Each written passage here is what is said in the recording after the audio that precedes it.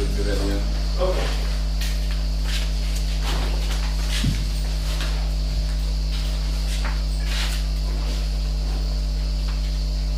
So if everyone is back, then I should start.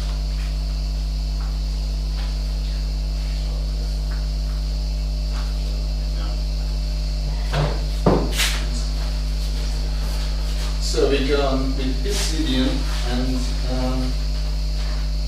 I showed you where we are. And now we have two sample texts. This is one of the longer inscriptions. They are the northern inscriptions, by the way. This is how it looks like. This is the transcription, and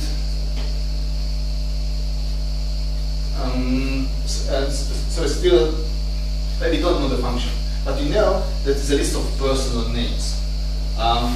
This is how we should interpret it. Normal name, patronym, so the father's name and the grandfather's name. They are either typical nonsense, so-called Landwörter, so the name is simply just Ta and something like this, or normal compound names like bigger daughters. And these names show that we are talking about the Lubic language, because we are using Lubic words for the composition of these names. But what was the function of this text? We just don't know. As you can see, it's broken into full text, so we don't know why these names are preserved here. But at least we understand the structure and the names, and we can identify these things. We have serious problems with the real text, like this. This was found quite recently. As you can see, it's again not full, but it's quite long, written absolutely continuously. So first we should find out where are the borders of the words. It's also not an easy task. But you can see here as the recent attempt of Adiego, who deciphered also Kyrian. So he managed to at least break the text down into words, but it still doesn't help us too much. So we can understand some words here like kabi, it means sheep, sorry, so the animal. So probably it's a votive text, but beyond that, and we also have vavo that probably means oxen, so it's about votive and offering. But beyond that, it's very hard to say anything about these words. So in case of Pisidian, we have quite long text, as you can see, just don't understand it, unfortunately. So that was the description with some notes of the Anatolian languages. And finally, the last point, I will talk about some historical issues. Let's choose a map for that. Or rather this degraded thing. As I mentioned, basically the task is always to write a historical phonology and historical morphology of these languages, and this is which is still missing in Anatolian studies. So you just can't find a historical morphology or phonology of Hittite. You can find Hittite historical phonologies, it's also included in the bibliography. The morphology is not that written yet. There are a lot of separate papers that we need to take into account.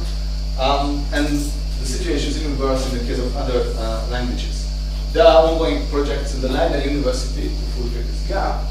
And until that, there are two possibilities. Either one starts to discuss these details and it's totally boring, or just pick up some typical and problematic traits and just discuss it quickly. And this is what I will do now. So some general and very typical changes and important changes regarding the classification of the Anatolian languages.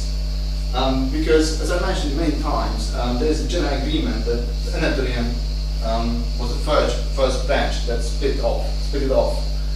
But of course it means that all of the other Indo-European languages go back to a separate node. And in theory, we should be able to define this node linguistically. That is, as I just mentioned earlier, through shared and exclusive morphological innovations. And it seems so that there are such things, but so that appear only in the other Indo-European languages. But in that case, you have immediately the question: if these are real innovations, or these were already available or existing in the Proto-Indo-European too, but they were lost in the Anatolian languages. So this is the so-called Schund hypothesis. So the hypothesis that the Anatolian languages are so different because they have lost a lot of features that were existing in Proto-Indo-European. And this is an ongoing debate. And there is no general answer. You have to decide case by case, which is loss and which is innovation. Now I won't decide these questions. I will just mention the most important features where there is a sort of communist opinion, but I have to emphasize just sort of. I start with phonology, where there is no communist opinion, and a very important feature and problem of the phonology of the language is written in cuneiform. I was simply writing here voiceless and voice stops, as if it was so easy. But it's not that easy. Because in the cuneiform system, there are voice and voiceless stops. But the Hittites were not using these signs according to the voiceless or voice value. They were using them in a completely different way.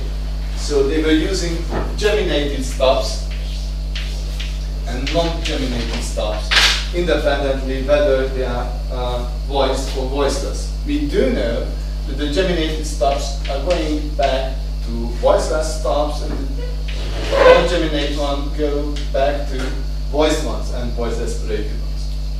The question is, if this is just a simple orthographic feature, or we should take this seriously. And the defining characteristics was that they were long or short, and not if they were voiced or voiceless. And one of the leading later scholars, Arché Linguistics, argues nowadays that yes, we should take this seriously.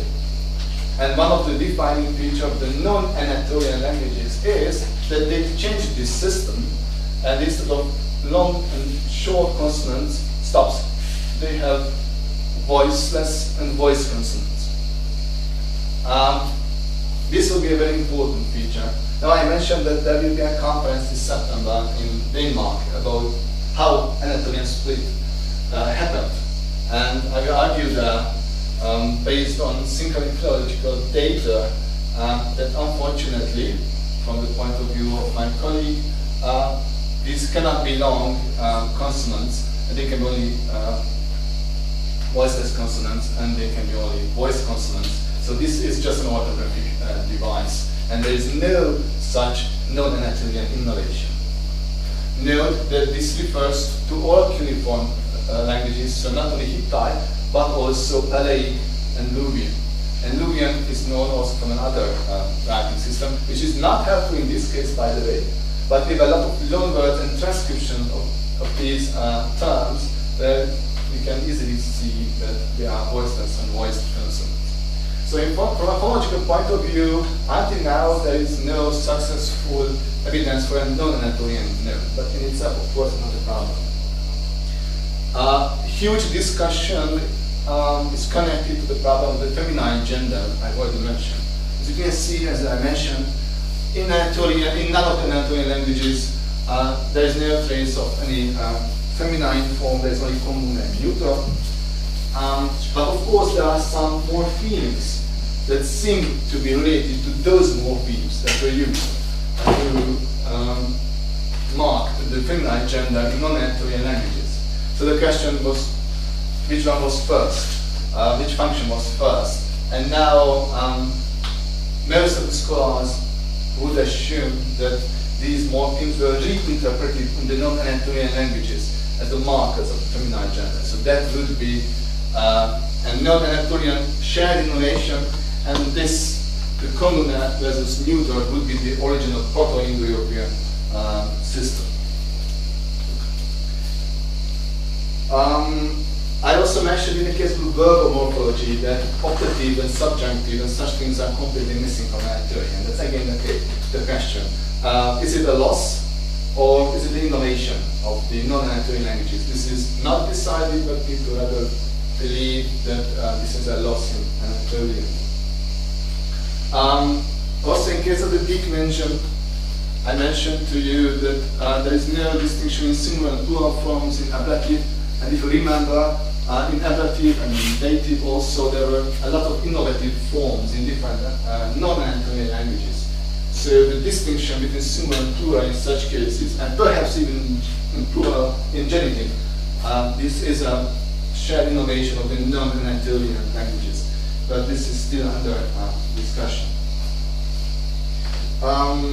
I mentioned the pronouns, where we have now the pronoun you is now T in Proto-Indo-European, and it's inherited into Anatolian. And in all non-Anatolian languages it is tu. Both has short form, short vowel form too, but it doesn't matter. And this is again a non-Anatolian innovation. It's an analogical extension of the stem forms, of the forms from the paradigm that always contained an U. So they just eliminated this irregular form. This is generally a tendency that non-Anatolian languages eliminate uneven forms. So I mentioned the R stems, if you remember, and these R stems disappear gradually in the non-Anatolian languages, either in favor of the R or in favor of the N stem, or just introducing yet another stem form. They also slowly but not entirely eliminate reduplicative forms and so on. So anything which is not that transparent immediately.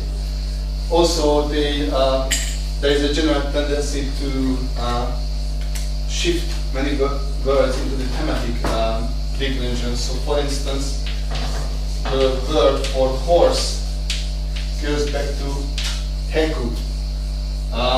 But for instance, if you know Latin, then you know that it's an O stem, because this is the Anatolian form, and all non-Anatolian languages show hekwo, so a thematic form. So they just transferred this from the U stems into the O stem. That's a typical process, by the way, attested in many languages. The interesting thing here is it happened in the non-Anatolian node.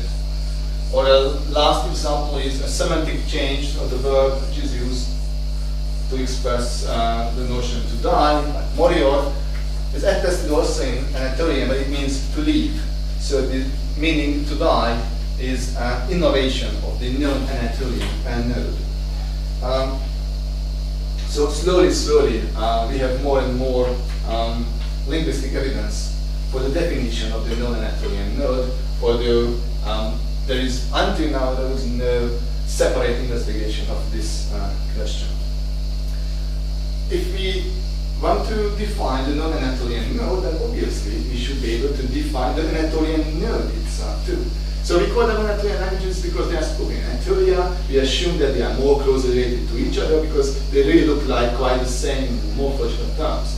But this is not a linguistic proof. The linguistic proof would be if we had shared exclusive innovations of the Anatolian languages. And this is also a big problematic thing. So we have such things, but not too many, in fact, if we look at it. For instance, one typical intonation in Proto-Anatolian is that aspirated voiced consonants and voiced consonants, so the stops fall together into the voiced consonants, but it's a quite widespread change, so it's not enough for defining Anatolian. There is, however, a much more important and really exclusive Anatolian thing that's called Eichner's law, Eichner's first and second law.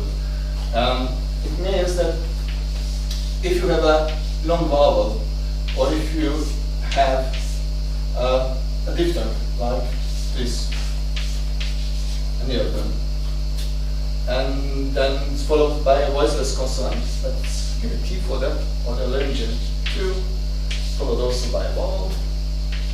Then this becomes voiced. This is Eichner's, one of the Eichner's now. This is the scholar. this is called Heiner Eichner. He was the head of the Department of Indo-European Studies in Vienna. And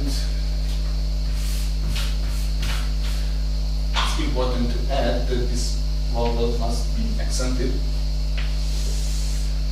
And the other case is, the other law is, when you have two short vowels and they are not accented, let's make it this way.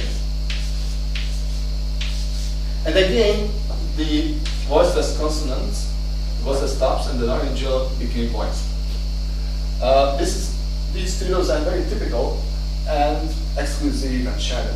Very nice. And the main point is that you can just describe it with one rule actually. And this was discovered by Adiego, whom I mentioned many times. So one can even call it as Adiego's law. Because you can analyze a long vowel actually as, say, two short vowels, if you wish, or a diphthong as two vowels again. And then you have the short vowel. And you can claim that the accent was in case of the two short vowels, but officially, in this case, they are called mora. Then it was in the first mora. So you can claim that this change happened if the consonant was standing between two unaccented moras. Because in this case, the second one was unaccented. So we have here, so this is the rule, then one rule instead of two.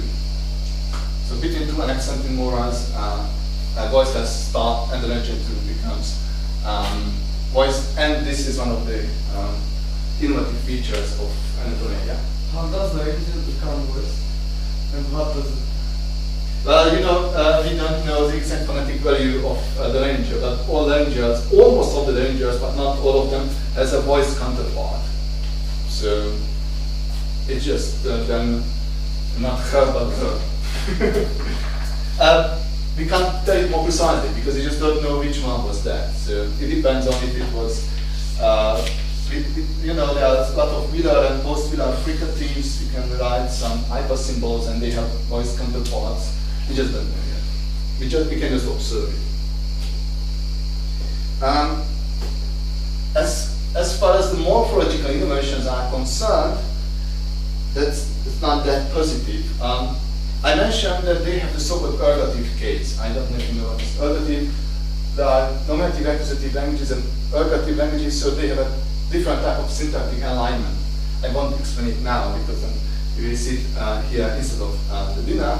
The point is that it's quite specific. This is not just the normal in Indo-European languages for a while, but because later, for instance, in Middle European languages it appears again and survives until now, for instance, in Zaza. But in ancient Indo-European languages, this is not normal. But in Anatolian languages, at least in the earliest ones, in Hittite and Lydian, we do have a kind of ergative case. It was suggested that this is again a Proto-Anatolian innovation. But it could have been shown that this is secondary in Hittite. So it was a gradual development within the history of Hittite and probably also within the history of Lydian. So this is not an argument for a Proto-Anatolian node or for an Anatolian group. If you remember, the personal pronoun I was ego in Latin, and it's very similar in every language. So it's usually reconstructed as ego. The problem is, so this way. Maybe there is something here, and not everyone likes the laryngeal one here. That doesn't matter. The point is the vocalism is there. However, in Hittite we have u. It's u, and it is supposed to be again an Anatolian innovation, an analogical extension from the accusative, which is unknown in Hittite. Again, with u. I just argued in a recent paper that egg. The egg vocalism is the secondary, and the u vocalism here is the original one. And the analogy was on the other way around. So it's again at least problematic if this u vocalism can be reconstructed for Proto-European or not, or for Proto-Anatolian or not. However, at least in case of the imperative endings, you see here an U in third singular and also in third plural. Here, this addition of the U vowel, this is again a defining feature of the Anatolian note. So this is an innovation. We don't really know why this U is added, but it is added. So this is an innovation of Proto-Anatolian. And next to that, I did not talk about the Anatolian pronouns in general, but they have the similar system like in Proto-Indo-European. So in the third person, they did not use a specific personal pronoun, but they used a demonstrative pronoun instead. However, they use a specific demonstrative pronoun, which is Aba in Hittite and in all of the related languages. So it's going back from Oppo or something like this. Actually, this is completely Anatolian. It's probably not attested outside of Anatolian. So it seems to be, again, Proto-Anatolian innovation. So we don't have that much innovation from a morphological point of view, but still we have some defining features. I left syntax out of consideration, but there is one very typical feature of the Anatolian languages. That is that most of the sentences are introduced by a chain of clitics. So you have either an accented verb or a neutral particle, and then some clitics attached upon it. These clitics can express many things, like direct speech, or like like emphatic pronouns, and the direction of the action, and so on. The most developed ones can be found in Hittite and Libyan. And this is supposed to be again a Proto-Anatolian innovation, because you don't find such thing in other Indo-European languages. This is a bit problematic, because if you compare these emphatic chains, they are not entirely the same in every Anatolian language. And when you reduce it to a common form, you don't really have a chain, just the clitic position after the first accented word of the sentence, and this is well known from other non-Anatolian languages too. So this emphatic chain may be again just a secondary thing that was developed so nicely only in Hittite and Libyan and perhaps in Nesin, so it's not a Proto-Anatolian feature. And vocabulary, this is what we don't really know yet, because we don't have normal etymological dictionaries just for Hittite, and nothing about the Libyan, not to mention the other ones. But this is what we are doing now in Munich. So I'm pretty sure that we will have a lot of Proto-Anatolian innovation and a lot of non-Anatolian innovations when we are ready with the dictionary from the point of view of the vocabulary. But all in all, as you can see, the definition of the Anatolian node, strictly and linguistically speaking, is not that obvious as one would expect it from the similarity of these local languages. But there are arguments, just they are not that component actually, in a given sense. Just some typical traits during the history of these Anatolian languages. First of all, what I want to mention is the preservation of the laryngeals, except Libyan. Libyan loses all the laryngeals, but all of the other languages, including even Carian or even Pisidian, you see the reflexes of the laryngeal, consonantal reflexes, not in the accentual class or vowels, no, beautiful consonantal reflexes. So once we understood the phonetics of the Anatolian laryngeals, and then we reconstruct the Proto-Anatolian laryngeals, then we can say something about the Proto-Indo-European laryngeals from a phonetic point of view. But it's still a work to be done. Sometimes people are too enthusiastic. Carian laryngeals were treated in the last years in 5 different papers and with 5 different conclusions, although Carian is a quite fragmentary attested language, so we are still far away from the solution. But people at least are working at it. What you can also observe is the gradual loss of the he conjugation. As I showed to you that Lycian and Julian shows some traits of it, but already in a very restricted sense, and the other languages don't show it all. So actually you can observe the mi-he conjugation only in Hittite. Then also the gradual loss of the cases. As you could see in the first million languages, we have much more restrictive case system. And specifically to Hittite, I would add, I mentioned many times this Luwian influence, but just to specify what it means. For instance, the entity change was chain of Hittite, what I just mentioned, was also changing. It lost a lot of features because the Luwian system was not that big, for instance, in terms of the so-called local particles. So it became a mirror situation of the Luwian. In Hittite declension, this is the old Hittite one, but in new Hittite there are some categories that are formed together, and it's again mirroring the Luwian situation. And also, as this is what I already mentioned, the vocabulary. So we have literally hundreds of loanwords, of Luwian loanwords in Hittite, all around the Hittite, the new Hittite text. And interestingly enough, in many of the cases, they are not according to the Hittite declension, but according to the Luwian declension. So it's a kind of code switching. So the scribe is writing in Hittite, but his Hittite is not that fluent, not fluent enough, and he's inserting a Luwian word, and sometimes in Luwian declension, conjugation. So this really shows that, at least in different layers of the society, Hittite was not anymore a real living language. It was just, at best, an acquired language for official reasons. I mentioned to you at the beginning the Luwic group. Again, if we claim that this is a genetic unit, then we should be able to define what is Proto-Luwic, again in linguistic terms. And there is an ongoing project in Barcelona I'm working in, and we are trying to collect these features. And there are some nice features. Actually, I could identify around a dozen phonological isoglosses that are typically Luwic and not attested in the other languages. We also have in Luwic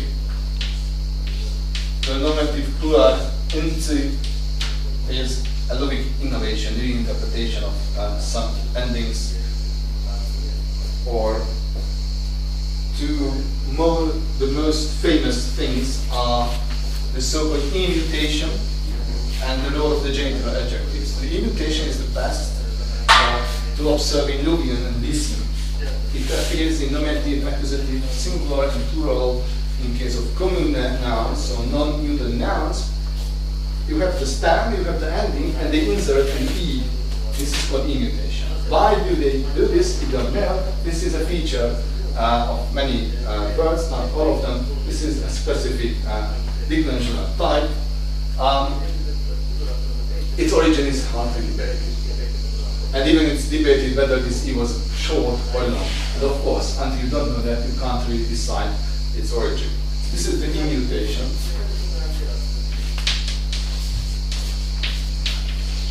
It was discovered not long ago, but only 30 years ago. And the other feature is the genital adjectives. The role of the genital adjectives. For that we need a bit of Luwian here. Yeah, no, not different declension. That's fine. So basically, there were different genitive endings in all languages, but especially in the Luwian group, Luwic group, it was possible to express the genitive construction not with the genitive ending, but with the genitive adjective. So the possessor was turned into an adjective by a suffix. This was the Arché suffix. And finally, in one of the dialects, this is the Kizzubat-Luwian dialects, the genitive ending disappeared totally, and only genitive adjectives were used for this purpose. It made everything, of course, it made all the words a bit longer. Once again, a typical Luwic feature. I mentioned to you the Kentum Satan problem, and also that there is kind of an ongoing discussion whether the Luwic languages kept all the three series, so the palatals, velars, and laborers separately or not. Funnily, that scholar argued to keep them separately. That was great nature, and now he retracted his views, arguing that no, Louis did not kept these series separately, but it's again an ongoing discussion.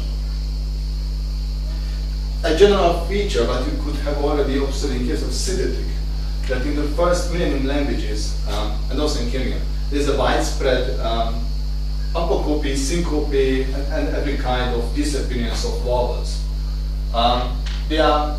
They might be dependent from each other, they might be influenced by each other, we don't know yet exactly. The rules are not the same, but you observe similar phenomena in Lydian, in Lycian, in Kyrgyz, and in Siddetic, and in everywhere. As you could see in case of Kyrgyz, it's a kind of extremity, because basically one single vowel remains in most of the Kyrgyz words. And finally, which is a developing part of the history of Anatolian languages, and then this will be practically the end of the discussion, is the loan context. That's an extremely interesting part of the research, and still not done. Basically, the original idea was that Hittite was heavily influenced by Hattian. You remember Hattian, that was the original language in the Kızılırmak area. It meant that if you don't understand the origin of a Hittite word, it was usually assumed to be Hattian. Nowadays, you know, it's not that easy, so we know much more about Hattian. And yes, there are still a lot of Hattian loanwords in Hittite, which is logical because they convert the area, but still their number is now much smaller, their assured number. Interestingly enough, Hattian influence was denied in case of Luwian, but now we know that there are Hattian loanwords in Luwian too, which is again logical, because they were just neighboring languages, even though neighbor who does not necessarily assume or lead to loanwords. And finally, the third language, which was in the neighborhood of Hattian, was Palaic, and of course Palaic is again Hattian loanwords. I mentioned a very high number of Luwian loanwords in Hittite. They have a specific subgroup called Glossenheilwörter. This refers to specific cuneiform size. And they are translated into English as gloss wedges, even though people tend to use the German term. And people usually, so they appear only in Hittite texts. At least in Anatolia, they appear in other texts too outside Anatolia. And people automatically assumed that this means Luwian loanword. But nowadays you know that it's not entirely the case. Most of them are Luwian loanwords indeed in Hittite, but not all of them. There are some Hurrian loanwords too. I remember the Hurrians I mentioned. So nowadays we rather say that gloss wedges are like kind of sick in modern text. So the scribe added in front of the word, signaling that this is a strange word for whatever reason, either due to its language or due to its meaning or form. So it had a rather different function. So it was a kind of reading aid and not an etymological aid for the scribe. He was writing and copying the text. Luwian, by the way, absorbed some Hurrian loanwords too. It's not that interesting, even some Semitic words. So for instance, the word halal is attested also in Luwian in the same meaning. Finally, the most hotly debated topic is if there are Hittite or Luwian loanwords in other languages in the area.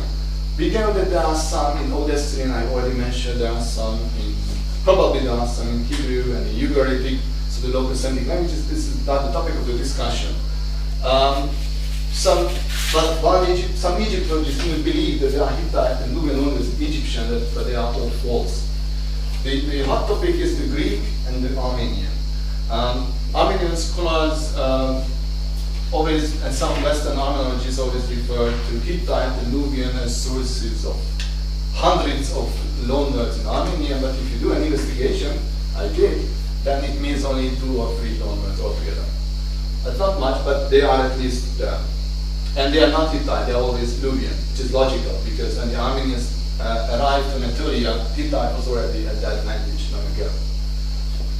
More problematic is the Greek language.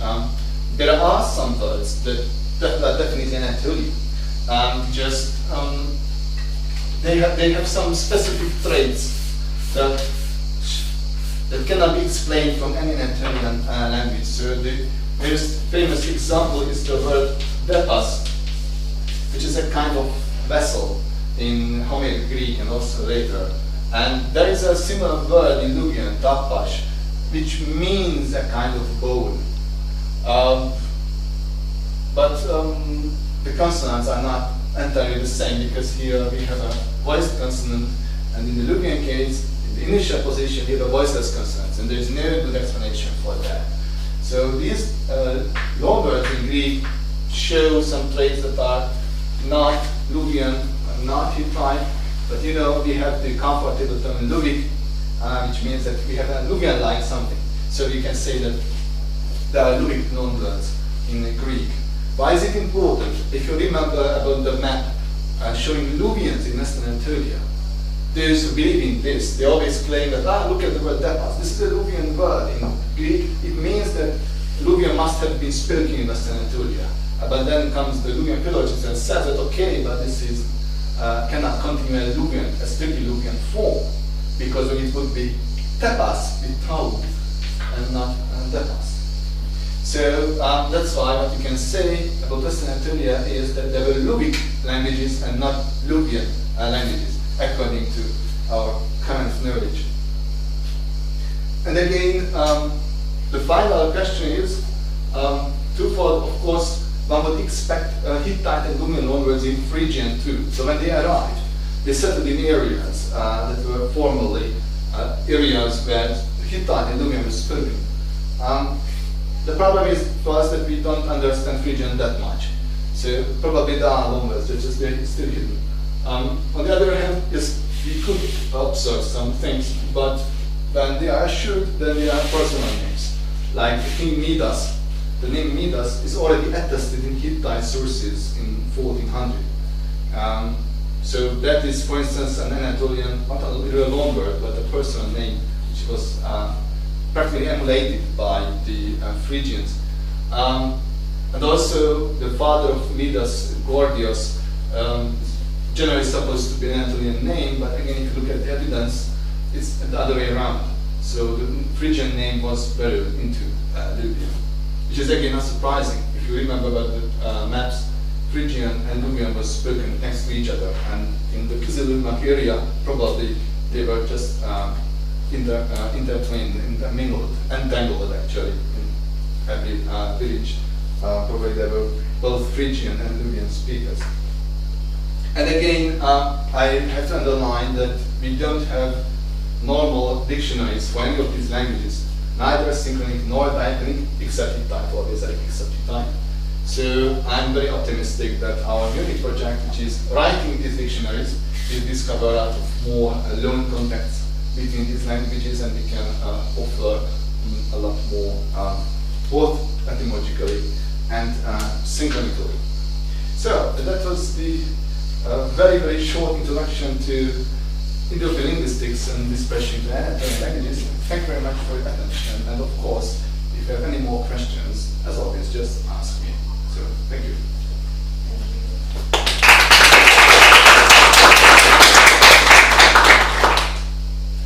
Yeah. So, if we talk about the politics of the situation, it's more like it would be more like a personal question to you. It's not about Indo-European languages or countries, but not That's this one. non-Indo-European. It's just a joke. It's not about non-Indo-European countries, etc. So, for example, in Turkey, we have such an experience that after the newly found republic, there was a much bigger funds allocated for archaeological and linguistics research on Hittite. People say there's a political motivation behind this, just to prove that the Turks were around and they were related with Hittite. So the Turks were related, so they had been here for a long while. Have you encountered any similar scenarios happening? For example, because you're from did Hungarians ever try to forge a link between the European community? I can answer two things first, to my best knowledge, but you know it probably better. This support for Hittite studies did not happen in order to prove any connection. There were some scholars who were arguing for connection between Hittites and Turks, but the goal was not that. The goal was just read the description, make more excavation, publish, and do research. And I have to add that this helped a lot, because famous excavations were sponsored by this, and even a journal, the Revue Asiatic, was funded by the help of Atatürk. So it did a lot of good job for doing Hittite origin. As for the question itself, yes, it happens in a lot of countries that they use, rather misuse, linguistic data to create identity or reinforce identity. And in such cases, either they, in best case, they select some of the data. In worst case, they just use some non-linguistic, say, writings or hypotheses. They're not in hypotheses. So, and it's independent from the language family. So yes, of course, in Hungary too, there are right extremists, and according to them, Hungarian is related to Sumerian and Etruscan at the same time, and whatever you wish. So you can find every type of lunatic things all the time. So. Why it happens, I do not know, because in many countries, in Hungary too, the curriculum, the school curriculum includes some basic facts about linguistics and language families like Uralic. So pupils learn it in the school, but still there are people who claim such things and can convince other people too. So it happens all around. Actually, also in countries with Indo-European languages where they have really a lot of good universities doing such jobs. So it's, I think, it's a kind of religion. So people who want to believe in something, they will just find the appropriate data for that. So, just to quote a very recent example and a very horrific example, there is a Finnish scholar called Simo Parpola. He is one of those who did the best for New Assyrian studies. So it was the Assyrian Empire and first half of the first million BC. He published a lot of texts, myriad texts. So without him, there is no ancient Near Eastern studies. However, one day he started to have some interest in Sumerian, and he started to believe, and the Uralic languages are related to Sumerian. He could convince the Finnish Academy to finance his research. He has absolutely no idea about Sumerian, of course. He was doing a completely different period, and of course, he's just a native speaker in Finnish, without any background in historical linguistics. And now he has published 2 bulky volumes claiming that Sumerian is an Uralic language, and if you just open it, it's just nonsense. He doesn't even understand how historical linguistics works. I gave that very short introduction, how you should compare languages. He does not fulfill this criteria. And there were some other strange people who argued for the same Sumerian language relationship, but not with the Uralic languages, but with the Kartvelian languages. And then Simo Parpola had to decide, because you know he has to deal with that. How did he do that? He combined everything. So now Kartvelian, Uralic, and Sumerian are all related according to him. That's an absolute nonsense, of course. So, but the point is that otherwise, he is a scholar, and he's an excellent scholar. Still, because he's just not familiar with the methodology, and he had a kind of fixed idea, because he wanted to believe in that. He just did not look at the methodology and the evidence. He has just written what was his pre-assumption.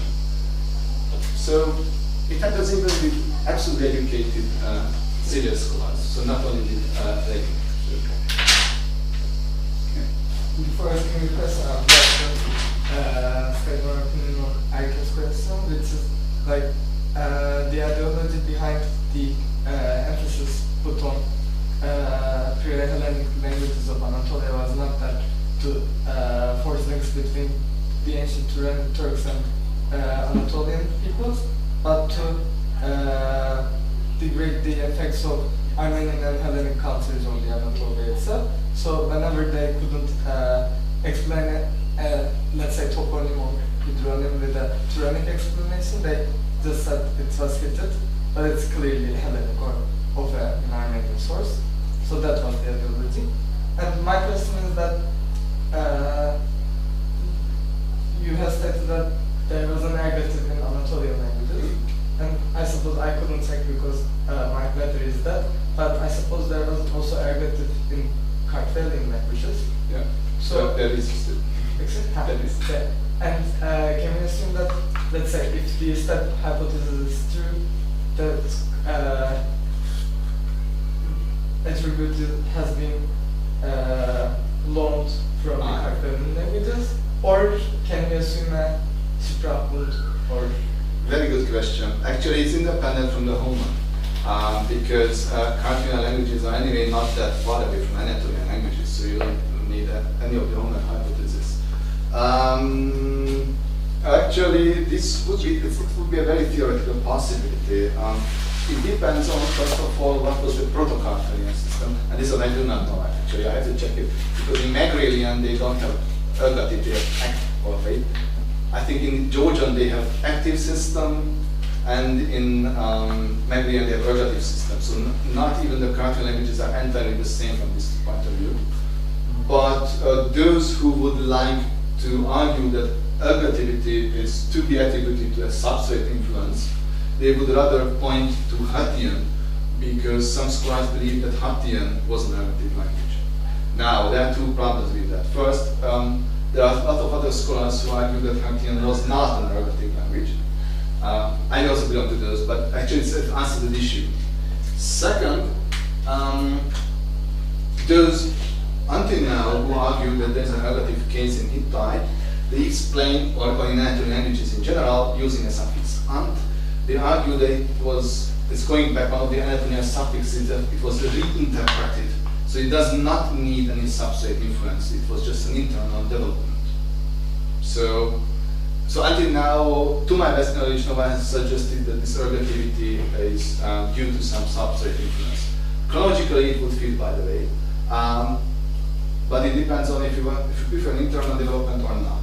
Finally, I have to add that this is the standard view that there is an ergative case, but still there are scholars who argue that there are alternative, say, possibilities to analyze these sentences where you have the ergative case, both in Hittite and Luwian. So it's not entirely generally accepted, just say 85% of the scholars believe so. So that's a theoretical possibility, but there are some arguments against that. So, of course, if Hattian is not ergative, and this ergative case is indeed ergative, and you don't want to be in internal development, and then you have to look for an ergative language, and the Kartvelians are there in the neighborhood, and we don't know how to do it. But yeah, very theoretically it would be a possibility. Just for that you need bilingual speakers at least or something, and since it appears later in Hittite period, you have to assume some Kartvelian speakers in the Hittite Empire, and for that we have absolutely no evidence. At best in the neighborhood, in the northeastern edges, but not in the Hittite Empire. So historically, I do not support such a substrate influence. But again, we don't know who the Kashka were, who were living in the northern frontier area, and the border was quite flexible, so Kashka's turn to be Hittite, it's Hittite's turn to Kashka. We don't know. There are Kartvelian scholars who argue that Kashka was a Kartvelian population, but since we don't know the language, we can't say anything about that. But just a final word to this. In general, this is a very interesting possibility that we have a quite well-known language family of Kartvelian languages, because we have a beautiful etymological dictionary, proto-language reconstruction, anything, and they were spoken quite close. So one would expect some loan words or loan contacts at any time. But until now, this has not been found. I don't know why. Actually, there was no serious research in that area. So maybe there are some loan contacts. It's a definitely interesting question. You want to ask? This is more of an archaeological question than a linguistic one. With regards to the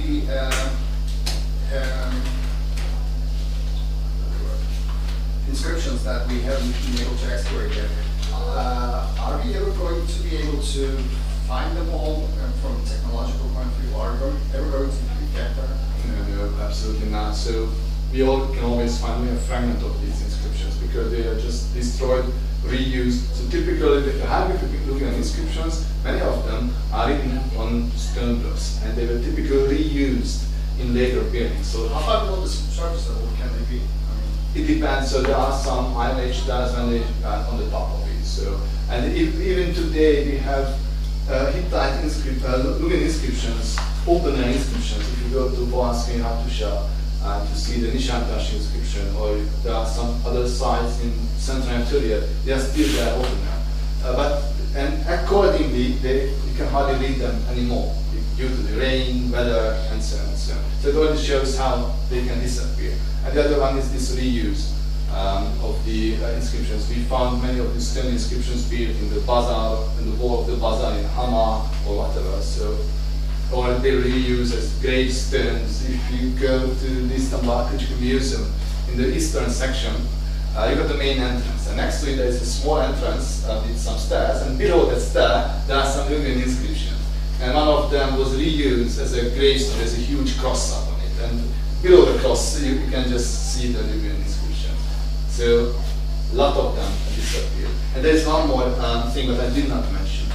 We know from Hittite Anatolia that they were using not only clay tablets, but also wooden tablets with bags.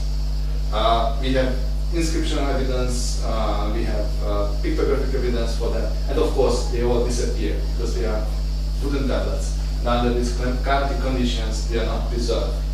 The only one from Anatolia which is preserved is the Uluburun shipwreck. If you go to Bodrum and have a look at the exhibition in the Crusader Fortress, the shipwreck is there, it's beautiful. And they found a wooden tablet here. So it's like a diptych, you can open it and there was wax inside. But it was preserved just because the ship sank.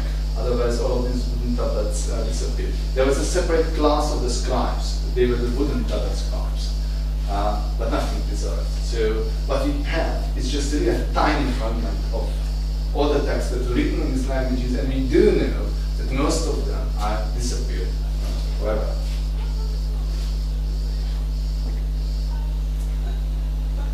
Further questions? Anything remark? Yeah. Considering that there are some innovations in Anatolian languages, in Proto-Anatolian, and if we are to assume Urheimat, and then how does it actually work? Because like the Anatolian people are in Anatolia, and at the center of both hypotheses. And if there are some innovations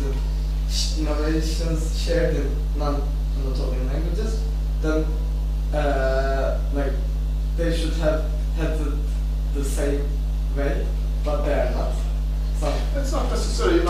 There are different possible scenarios. One obvious scenario is that there are the protein group speakers, and one group just leaves, and they are physically separated for, I don't know, it's by some mountains or hundreds of kilometers, and they continue speaking, and they just change their language together.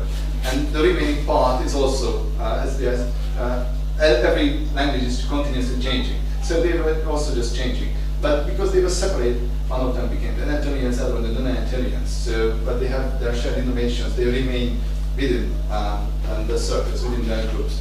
But this physical separation is not needed.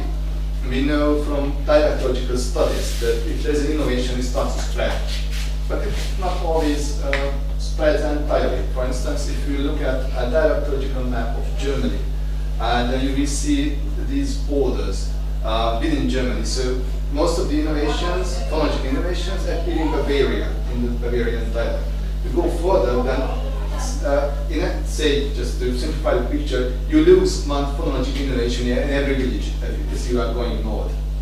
So one innovation spread in the entire area, two innovations spread in almost the entire area, three just in the southern part, and say four innovations just in Bavaria.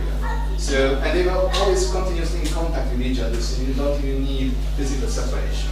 So there are different situations how innovations can spread. By the way, I just did not mention the most important thing. I was just referring all other time to that, but not mentioning the me-he conjugation. Because, as I mentioned, this is a lexical feature here without any function.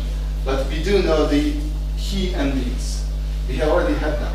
They are the endings of the perfect system. So in non-Anatolian languages, the he endings are used, but not as a conjugational type, but as the endings of a specific category, the perfect category. And now we just don't know what to do with this. There are different solutions, quite different solutions, how to explain this strange thing. It's one of the biggest controversies in Indo-European studies, but to reconstruct them for Proto-Indo-European.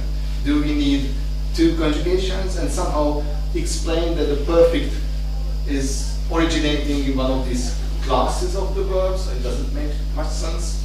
Or we have to assume that there was a perfect tense in Proto-Indo-European, but this disappeared in Anatolian languages, and the perfect endings were reanalyzed as the verbal endings of a specific class, verbal class. This is also a possibility, and there are other options too, or suggestions.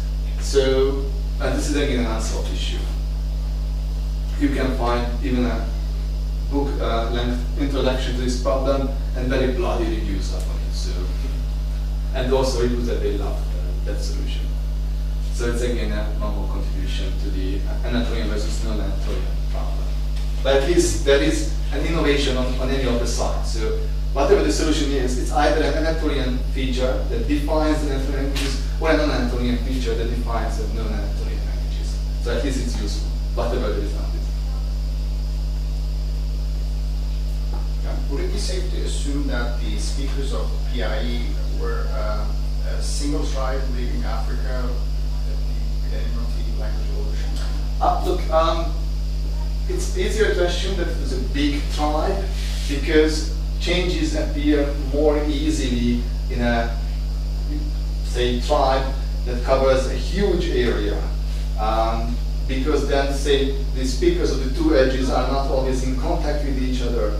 But it's not necessarily so. So we know also very small areas that are dialectally quite fragmentary. So this is possibility, it's even possible to say that Proto-Indo-European was spoken in a large area by many people, but it's not necessarily so. But basically, yes, this is the assumption. And then if you look at the Stieper-Hohmann hypothesis, that is a big area. So practically entire southern Ukraine and Russia, whatever you can add. And also the new version of the Anatolian hypothesis, it actually assumes a homeland from Central Europe until the Konya region. Does that tell us that they were militaristically skilled? I don't know, or you know, when you need to explain the spread, they always look for some advantages. And one of the arguments that we use in case of the Stieper-Hohmann hypothesis that they had variance, so they were more mobile, for instance, and this might have some military usefulness too. That's a possibility. The Anatolian hypothesis argued that their advantage was that they knew what agriculture is. So that's how the language was a part of the Neolithic package, so it spread together. So if you want to learn how to cultivate wheat, you have to learn Proto-Indo-European. So that was the logic behind. If this is so, we don't know, but it's plausible that in case of the language spread, there was some factor, be it Marshall or something completely different, which contributed to the spread. But again, it's not necessarily so.